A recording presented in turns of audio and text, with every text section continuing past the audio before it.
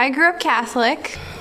I just didn't really know who I was. My parents divorced when I was really young, like before I was 3, I think. My parents always made me feel like I didn't know who I was supposed to love. And I just had a really hard time, I think, understanding that love, even though they did show me love, but I feel like they didn't help facilitate me understanding how to love. Whenever Andrew and I met, I convinced him to come to Catholic church with me and, would talk about, our beliefs. And I knew that Andrew just had different beliefs than me, but I didn't really, understand that he just didn't believe that there was a God at the time.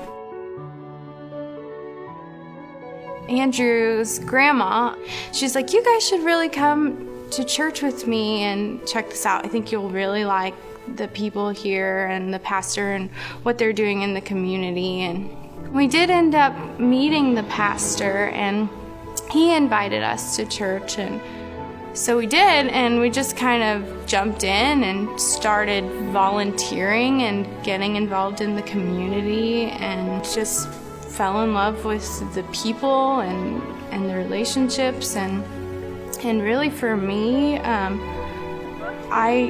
had a really hard time when we first started going. I was in tears all the time, and I didn't understand why. It was like, why am I crying all the time? and I just didn't understand, but now I know, that was just the Holy Spirit working in my heart and showing me that this was important, and that Jesus was important, and it was important for him to be in my life. I was just singing my heart out and just crying out to him, kneeling beside my chair, and just feeling his presence around me.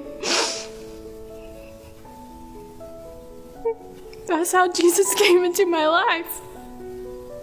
He met me where I was, right next to my chair, while I was crying out to him.